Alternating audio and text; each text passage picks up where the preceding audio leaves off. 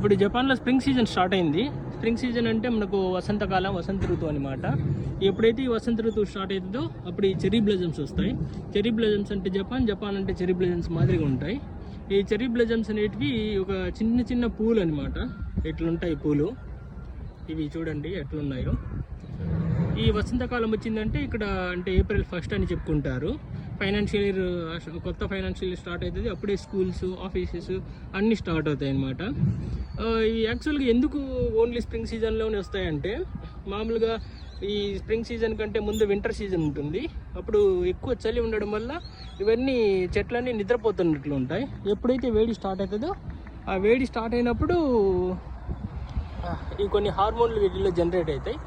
ఎప్పుడైతే ఈ హార్మోన్లు జనరేట్ అవుతాయో అప్పుడు ఇక్కడ పూలు పూయడం అనేది స్టార్ట్ అవుతాయి. ఈ కాలంలో మామూలుగా అయితే జనాలు ఎక్కువ మంది వచ్చేసి ఇక్కడే వీళ్ళు ఫుడ్ తెచ్చుకొని ఇట్లా హనామి ఫెస్టివల్ మాదిరి చేసుకుంటారు.